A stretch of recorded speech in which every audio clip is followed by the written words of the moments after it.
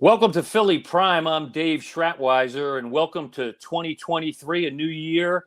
Unfortunately, still some of the same problems in Philadelphia with gun violence as we start off the year. Today, we're very fortunate to have a good friend of mine, a guy with more than 33 years on the police force in Philadelphia, the Chief of Detectives, Chief Inspector Christopher Werner. Chris, welcome to the show. It's great to have you on. Thanks, Dave. It's great to be here. Okay. Chris, let's just reflect a little bit on the end of 2022 and going into 2023. Murders were down a little bit at the end of the year last year, 516 versus 562 in 2021. Right. But we're already off to a start with 11 murders in the first 12 days of the year. So just your thoughts on the violence here in Philadelphia right now. And I know you guys are doing a lot of new things we're going to talk about to attack the problem, but just generally your thoughts about that. Yeah, Dave. I mean, obviously, we would never be happy with even one murder. That's an individual, and as an organization, we're focusing on driving the numbers down, deploying officers appropriately, following up on every victim, whether it's a homicide, a non-fatal shooting, a shooting incident, a burglary. So. We're diligently following up, every lead that we have on whatever incident, whether it's, like I said, whether it's a violent crime or property crime. Yeah. Homicide's been doing a pretty good job. The clearance numbers were up at the end of the year last year. They were, Dave. They were at 40% last year, right, which is up from the previous year. I think it was around 41%. Yeah. So what I've seen since I've been assigned as the commanding officer of the Detective Bureau, I've seen some really diligent detective work. I was transferred to the Detective Bureau right before the Roxborough High shooting. Right. And I have intimate knowledge about that investigation, the detectives involved in it. And I'd like to mention them: Rob Daly, Craig Calder, and Steve Grace. They just did a tremendous job following up on that investigation, identifying the individuals. We're still looking for one individual in that, Bernie Thorne. Yeah, he's a main player too, correct? He is. We're working closely with the, our federal partners and trying to take him into custody. Yeah. And just a quick update: they were in court yesterday, and they were held over for trial. The four individuals who are in there, and some outstanding detective work there, and really some technology stuff that is kind of amazing. The whole infotainment thing, they mentioned it yesterday in court. That's the only reason I'm talking about it. From the car, which kind of led them to the phones that were all synced up to the car and led them to the suspects, along with some physical evidence and DNA and stuff like that. But great detective work on that in a pretty quick period of time. It was, obviously, some of the processes that we use to collect evidence are time consuming, but there was tremendous follow up with the technology, with video evidence, tracking individuals. And locating, video evidence that really put the pieces together for us on that particular job. And I can't speak or provide more praise or give more praise to the assigned detectives in that particular case. Yeah, and then you saw the video from that day. It was chilling to watch those guys get out of that vehicle and just approach the young men coming off the football field and then open fire like that. And I was actually going to get to this later, but I'll ask you about it right now. We've seen probably 4 or 5 of those kind of videos in the last 6 months of a number of individuals exiting vehicles and just approach people. I don't know how they're not shooting each other the way they're stacked up on the street, opening fire like that. Multiple shots. We had a triple murder the other night with 50 shots fired. We had a young man, 16, murdered yesterday afternoon, and with multiple shots in that case. When you see those videos, and when the public sees those videos, because you guys put them out, it's chilling to watch the amount of firepower and the amount of ammunition being fired by these individuals. Yeah, it really is startling. In fact, I met with the assigned detective on the Roland Avenue job, the 7300 Roland job that you mentioned with the 3 decedents. And the individuals that exited that car, 3 individuals exited the vehicle and they fired more than they fired 57 rounds, striking 4 individuals and killing 3 of them. So it really is. It's startling and chilling, and it speaks volumes about some of the things that are happening in the city, Yeah. especially as it relates to gun violence. Yeah, and we've had Deputy Commissioner Frank Van Orr on before, your boss, and we've talked about it before. The age of some of these kids that are out there with these high-powered weapons firing multiple shots, that alone is scary enough to see guns in hands of kids that young. Absolutely, and you think about the gun violence problem, and you look at what we're doing with respect to recovering guns, arresting individuals with guns. Last year alone, we arrested over 2,400 individuals with firearms. We recovered over 6,200 guns that were connected to crimes last year. Yeah, so we're out there aggressively recovering guns, arresting individuals with guns. So we're doing everything we can to end the violence. And that's a staggering number, 6,200 guns taken off the street. And then you look at the violence that still goes on. It's incredible to think that many guns are on the streets of Philadelphia. And you hear the mayor talk about this all the time. But I know you guys are just, I don't know how you deal with that many weapons on the street. And we've talked about some of these kids carry a weapon because they think they're going to meet somebody who has a weapon. And rather than die, they don't mind getting pinched for having a gun. Kind of thing, but it seems like a lot of people are carrying guns these days illegally. Yeah, absolutely, and you mentioned the job from last night from Erie Avenue, Broad and Erie. There are teenagers involved in that incident. Teenage victim, 16-year-old victim, and there's it's a crowded street at that time of the night also. Yeah, crazy. Number wise, you guys are doing a couple of other things, and we're coming up, I think, on the first anniversary of the shooting investigation group. Am I correct about that? I think it was February last year. Yes. Talk about them a little bit. They have the latest technology. They have 4 lieutenants, and I think, is it 40 detectives working in 4 squads? Well, I don't want to give the exact number, Dave. We never give women numbers, but generally, there's a lot of detectives. How about that? Yeah. Right. We formed the shooting investigation group last year, and we modeled it similar to the homicide unit. We co-located them with homicide, so they're working closely with homicide on the obviously the non-fatal shootings, and we're seeing crossover. We are seeing crossover on the jobs.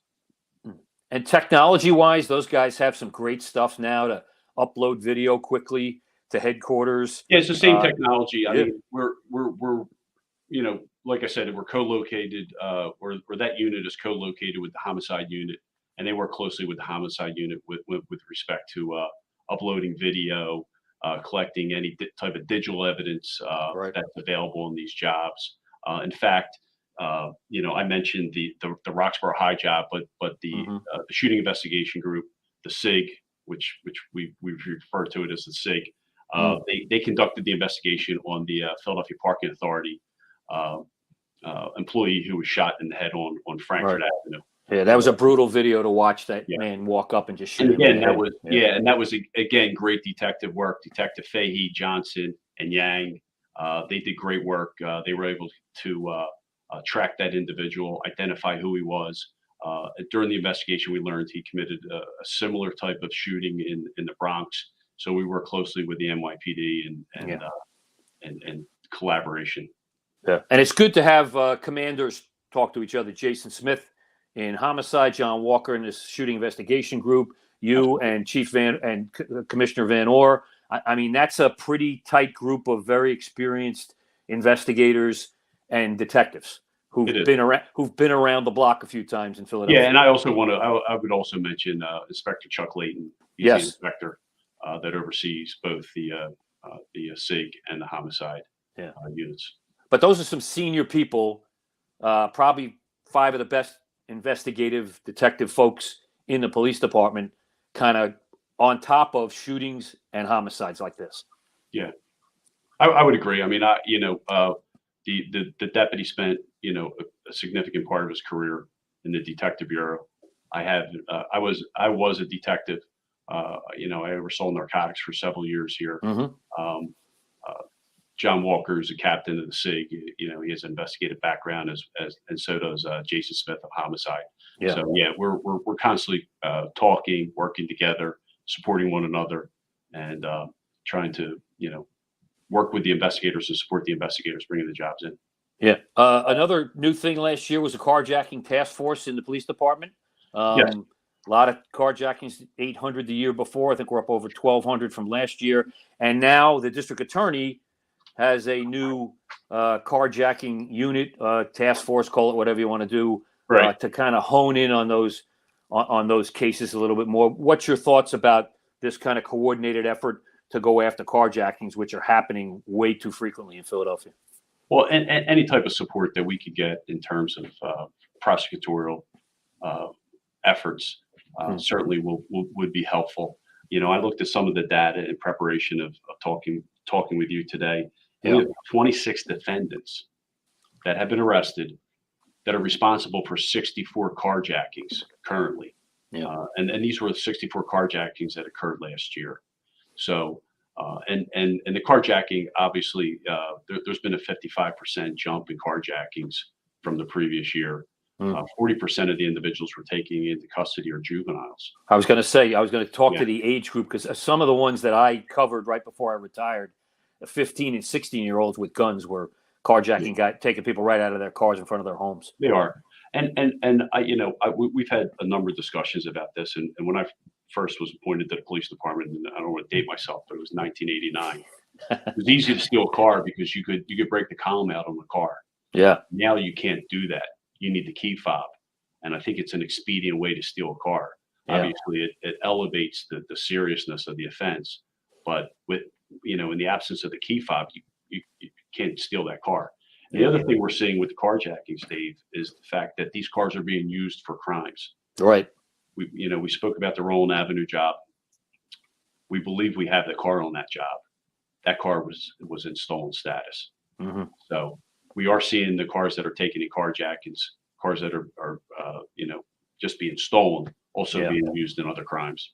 Yeah, and we have situations where some of these young folks are carjacking a car, driving around in it all night and just dumping it. They're just using it to get from point A to point B. They went to a party in West Philadelphia. They need to get back to North Philadelphia. They carjack somebody, take the car. Don't leave it right in their neighborhood. Dump it and move on with their business. Right. Yeah. I would agree with that. We are seeing cars taken for many reasons, but obviously because a gun or a simulated weapon is involved, there's an uncertainty about the danger involved in whether it's a real firearm or not. So it is an issue. And the carjackers should realize, and I think it happened a dozen times last year or close to a dozen, some of these folks who are getting carjacked have a permit to carry and are firing back. And a number of young carjackers got shot and either wounded or killed last year trying to carjack a victim. Yeah, that's true. And we've seen that. We've seen that with a number of different jobs, even disagreements where a firearm is pulled and someone has a permit, and the district attorney's office determines that the shooting itself is justified. Yeah. So, I got to ask you, Chris. You were in the district attorney's office. You're a lawyer in addition to being a great cop. You know what evidence you need to satisfy the district attorney and this new unit. Does that help you as a gatekeeper at the police department to say, let's go get just a little bit more here, or we're good with what we have, let's go to the DA with it? Does that help move the cases along a little bit? I would think that it helps. I have an understanding of what the district attorney's office is going to be looking for. Mm-hmm. Obviously, there's a number of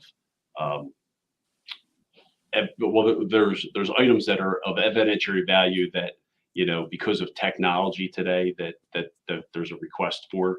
So there is a push and pull at times between the police department and the district attorney's office. There's times where we feel that we have sufficient evidence, and the district attorney's office wants additional evidence, and I can see it from both sides because we want to clear the job, we want to bring the case in, take the person off the street, and the district attorney's office wants to prosecute that person and ensure that the prosecution is effective. So I understand it, and so I see it from both ends. But I think it's helpful from from a police department perspective that I'm in this position to support and work closely with the district attorney's office. Yeah, and some words of advice maybe to folks out there who think they can just do as they please in Philadelphia these days in terms of traveling around. You really need to have your head on a swivel when you're driving a car, when you're pumping gas at a gas station. We've seen a number of carjackings at gas stations. When you're coming from the store, you're parking your car in front of your home. The public, the potential victims here, really need to keep their, look over their shoulder every once in a while and make sure. We don't like to say that in Philadelphia. We're not trying to hurt the city of Philadelphia, but that's the grim reality we're dealing with these days. Yeah, I would agree with that, but I think that's the case no matter where you are. Mm-hmm. And I think, and you would agree with this, that obviously we have more, we have a greater population density in Philadelphia than say, Right. Some of the suburban communities, but they also see the same types of crimes being committed. Mm-hmm. So I think, you have to be cognizant, in the city, outside the city, wherever you are, whatever you're doing, whether it's pumping gas or sitting at a traffic light, you should always be aware of your surroundings. Yeah. You guys aren't just working on current homicides and stuff like that. Fox 29 did a nice half-hour special about a month ago about cold cases. Jason Smith was in that. It was after a number of cases that they were working on. You just solved or at least have some answers now on the boy in the box case from decades ago, that kind of thing. So the homicide unit just not working on current stuff. They're also looking into some of the cold cases or older cases as well. Absolutely. There's a cold case squad or cold case detectives within the different squads that follow up on those cases and follow up on leads. And obviously with the boy in the box, that's a perfect example. Mm-hmm. Technology helped us solve that case. Mm-hmm. I should say solve the case, identify who the boy was. Yeah. And the detective in that case, Bob Hesser, who I've known most of my career, did a tremendous job in that. There was support from the VDOC Society and other entities, and so. But yes, we're continually following up on cases. Yeah, good. Something new started, I think, earlier this week. More police officers on the street. Yes. It's pretty commonly known that the department is down a significant number of officers in terms of people on the street. Right. The commissioner, 40 new, I believe, police officers supplemented. I think it's 50 to 60 officers being taken out of some of the special units on a 30-day period situation and put back on the street. And it sounds like they're focusing on the high violence areas, those police officers. They are, Dave. And I think about Pinpoint, that's our strategy to address crime. And it's, we're constantly reassessing the data and looking at where we're deploying people. This is an effort by the department to get officers, out from behind the desk and put them in those areas where we're experiencing the most violence. We're talking about the 22nd district, the 24th, Mm-hmm. 25th, 39th. So it's North Philadelphia, it's West Kensington, Nicetown, those neighborhoods. So yeah, and it's not a situation that's going to be static. It's constantly going to be reassessed, and if those officers have to be redeployed to other locations, and that will take place as well. Sounds like that potentially could be like a mobile situation as the shootings occur and the homicides occur. If it moves to another district, it's always fluid. And I ran a patrol district, and so you constantly have to assess what's occurring because of displacement, whether it's narcotics or patterns related to, say, a robbery pattern or a burglary pattern, or maybe you have a shooting incident. You're constantly reassessing and redeploying depending on what their needs are. And one of the good things in the police department is there's a lot of analytics being used by the DIVIC and other groups that look at the numbers, the locations, the crimes, the individuals involved. And when you guys sit down at CompStat and meetings like that, you get a chance to look at all that data and then decide where you're going to go with those officers, correct? We do. I mean, CompStat's a comprehensive process. We've had it since John Timoney was here. I was a lieutenant at the time. We introduced it, and we've kind of molded it to and allowed it to grow as necessary. But we're constantly looking at the geography of and the boundaries within the district where crime is occurring, And we're looking at putting, for example, we'll put the highway patrol unit in a particular area to address crime or the narcotics strike force. So it's something that's constantly evolving and changing. It's just not, it's not static.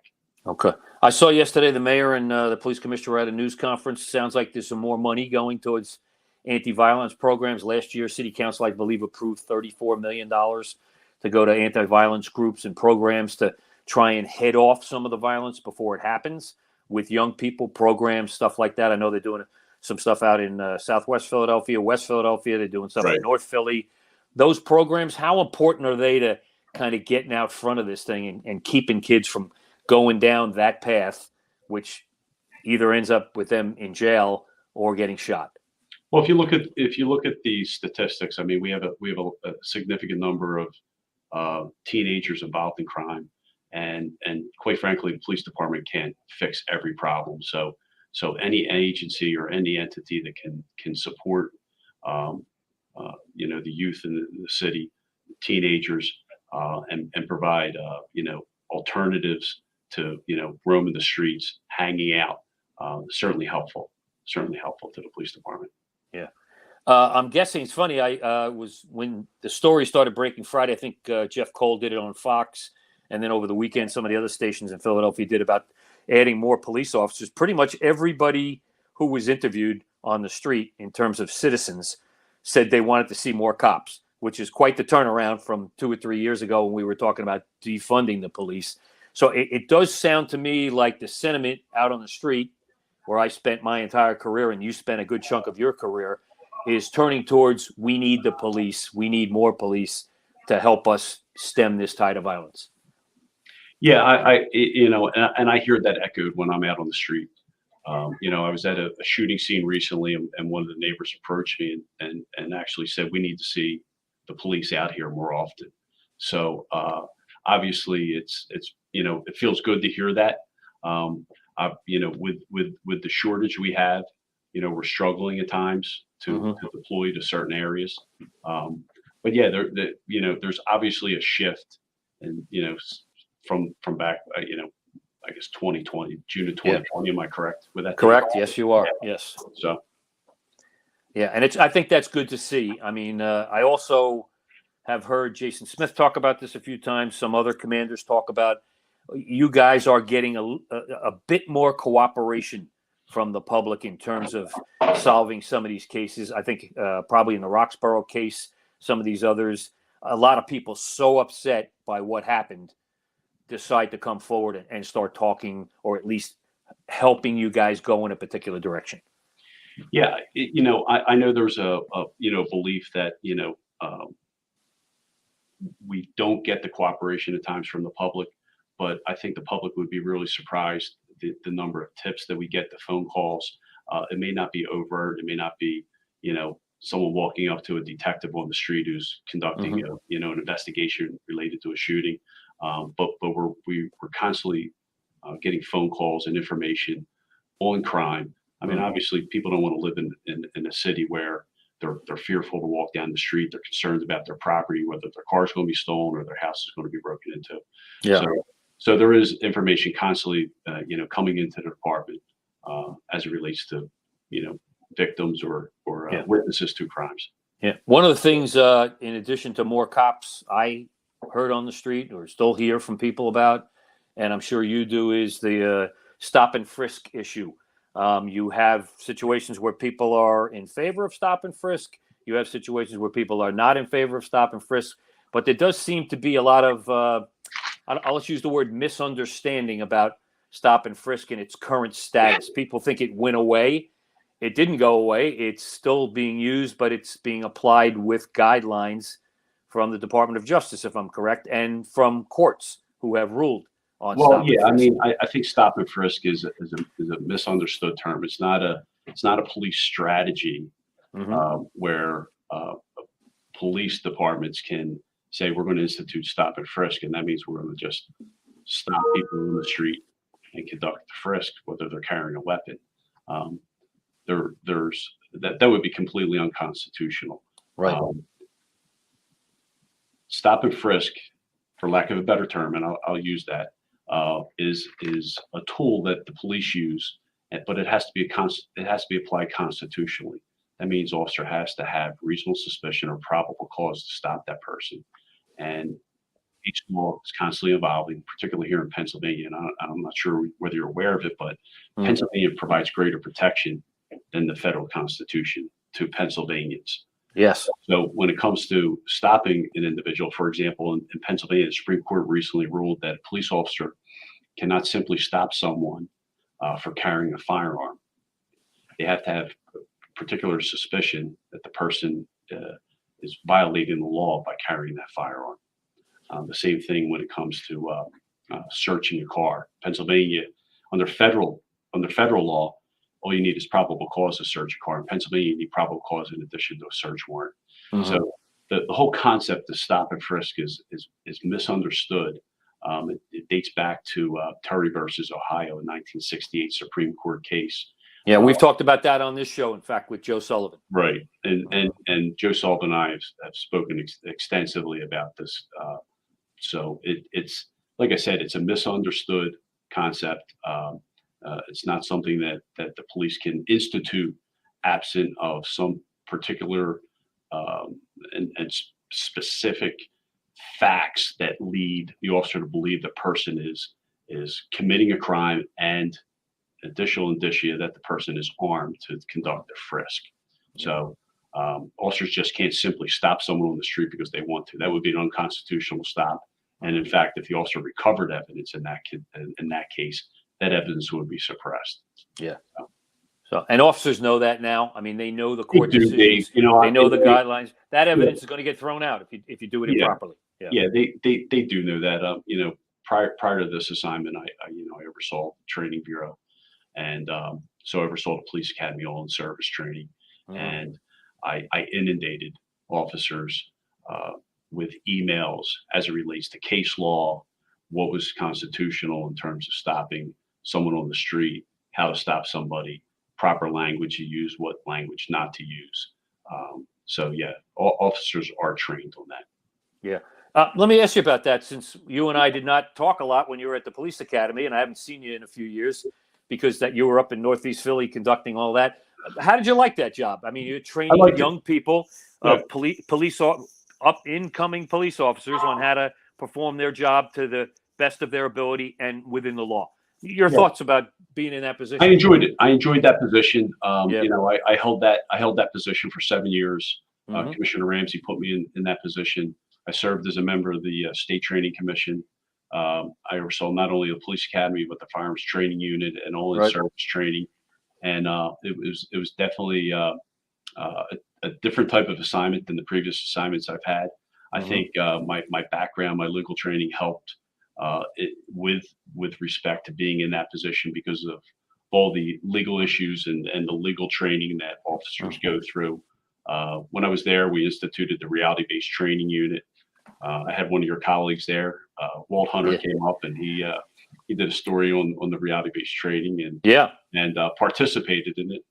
I won't disclose what happened, but no, you can tell me afterward. Yeah, I will. Yeah, but he participated, and so yeah, I mean, I was proud of the work done there. They're really good supervisors, police officers, commanders that are focused on providing a great product to the police officers in terms of preparing them to work the street. Yeah, and just so the public knows, police officers don't just go into the academy for a few weeks. They're in there for quite a bit of time. They go through extensive training, including all the legal ins and outs that you're talking about there. People just don't come into the police academy and go right back out on the street. No, it's over 9 months. The training takes over 9 months to complete, and it's intensive. There's state requirements as it relates to the curriculum, and a significant amount of the curriculum, as well as the process to even be hired as a police officer, is controlled by the state. So there's state standards throughout Pennsylvania. Yeah. Also wanted to ask you about what's it like being in a new building. I'm sure morale is much better being in a new facility on Broad Street, North Broad Street, as opposed to the Roundhouse downtown. Your thoughts about that? I know police officers I talked to are very happy to be there. Yeah, I mean, it's a beautiful facility. They've done, the building manager management has done a great job in retrofitting the building from, it was the Philadelphia Inquirer building. Correct. And I worked at police headquarters, and that building was dated. I worked there, 25 years ago. You're being kind. Dated. Yeah. You're being kind. Yeah. Yeah, it was extremely dated, and I worked for a deputy commissioner when I was there, so I was in the executive suite, Yeah. and that was dated, and Yeah. so, but yeah, no, it's a beautiful facility, and it's somewhat getting used to. Police officers are creatures of habit, so it's a situation where people have to get used to change of environment, but Yeah. it's a nice facility.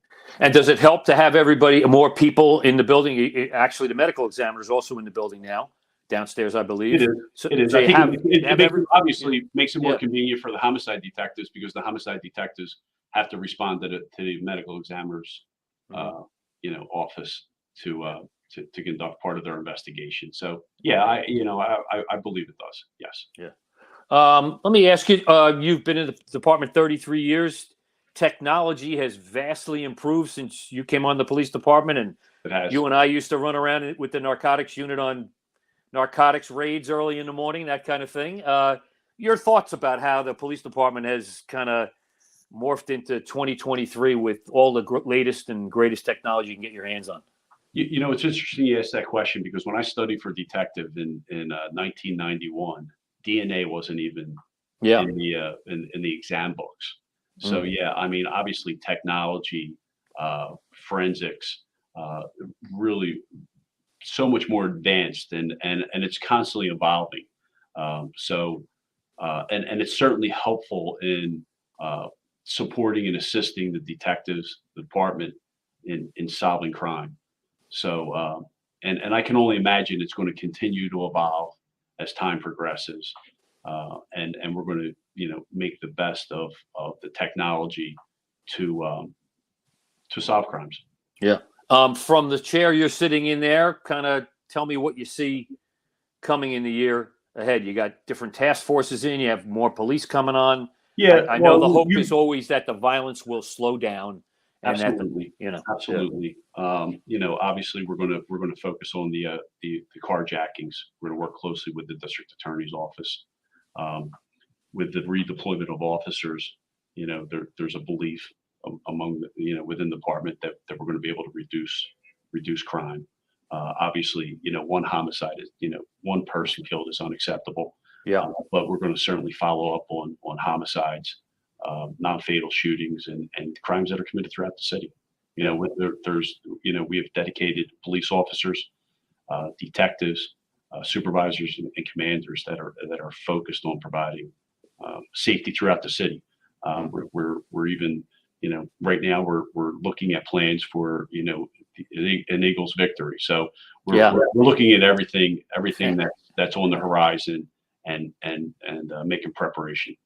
All right. Sounds good. Chris, I greatly appreciate you coming on the show. You got it, Dave. This is a guy, folks, with a lot of knowledge, who's been around a long time.